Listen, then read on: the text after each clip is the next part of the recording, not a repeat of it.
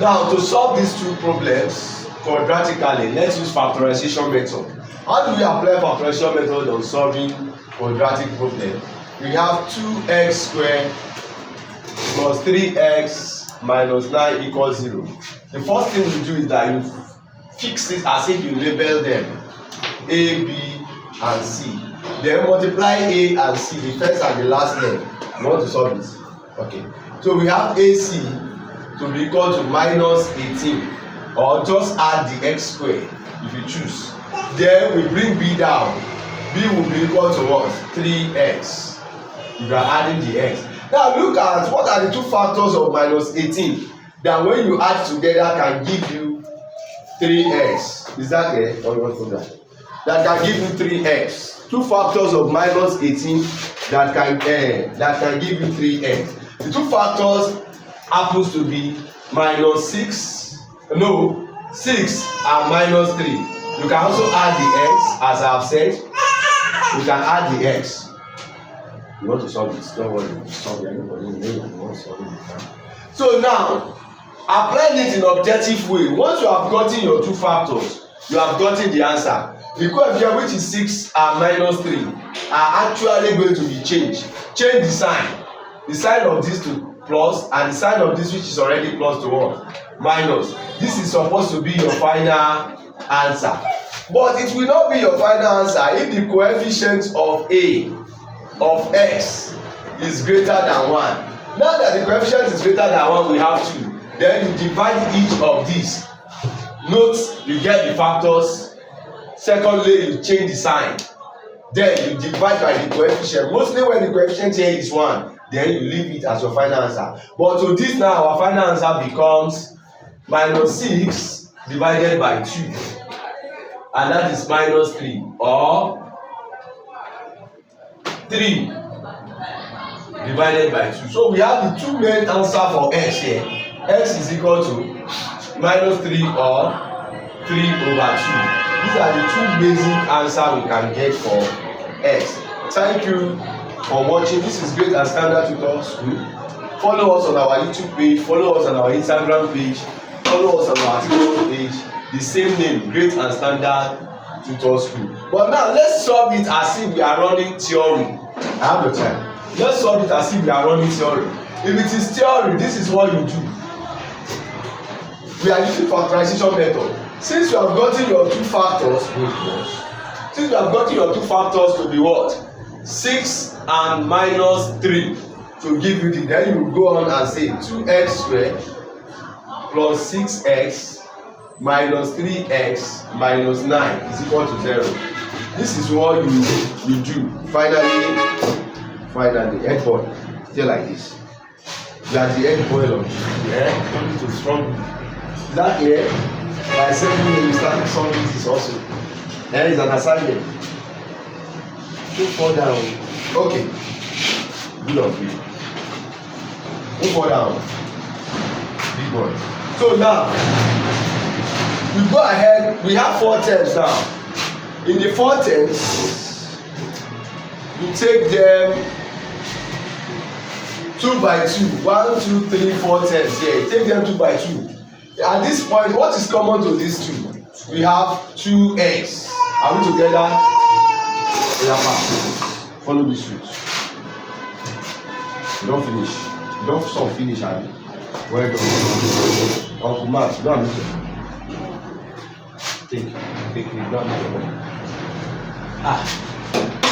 Well done. Now,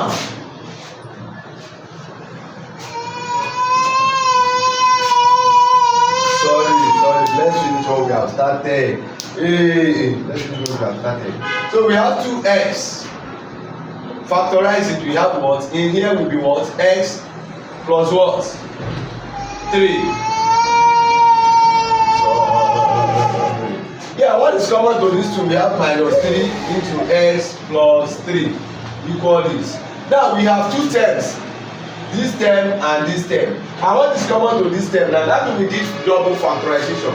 Is x plus 3 that is common to both terms. We have x plus 3 into 2x minus 3 all equals 0. From here we can equate this to be 0 when we divide both sides by this, or equate this to be 0 when we divide both sides by this.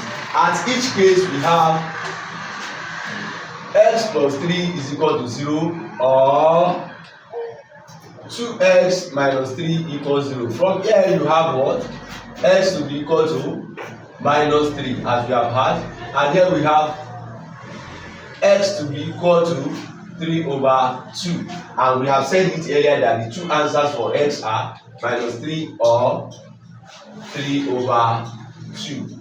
So that means the method is perfect. We apply the same to the second question. So the second question, we are going to take it very fast. I wish Professor Daniel would teach you guys, but it's not ready. So now we have b. Okay, you want to teach them. That's what I want you to teach them. Okay, nevertheless, we have this. Multiply this and this together. We have a minus 5, and you bring this down 4. I told you minus 4. You can put the x square, and you can also add the x if you want to bring it down. Or I've told you AC. Just multiply. It can be coefficients or it can be with alpha, the variables, and you bring it down. Now, look for the two factors of minus 5 or minus 5x squared, that when you add together will give you minus 4 or minus 4x, either, depending on how you are taking it. And that is going to be what? Minus 5 and plus 1. You can add the x if you wish. And plus 5. Now, would this be your final answer? Just change the sign. That is 5 and minus 1. That is your final answer. But is it final? No, go and check. The coefficients here, the coefficient of the highest degree of the variable here is more than 1, which is 5. Then you divide. 5 divided by 5, your first answer is 1. And minus 1 divided by 5. These are the two answers for x. So x is equal to these two answers. In objective, within 2 seconds, as I have said, or 30 seconds without exaggeration, you should be able to finish it. So now let's go, except the question is not factorizable. Let's go and solve it using factorization method as we have started. Now this is what you do. You have already gotten your factor.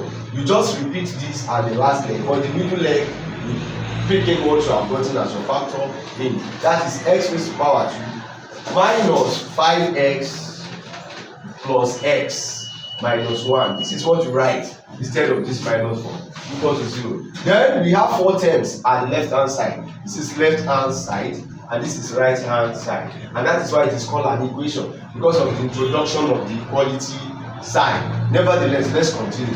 Now we have this. We take the two sides. What is common to this? We have 5x.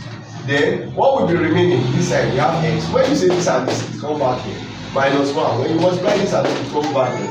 And this, what is common? Just plus 1. X minus 1 equal 0. Professor, now right?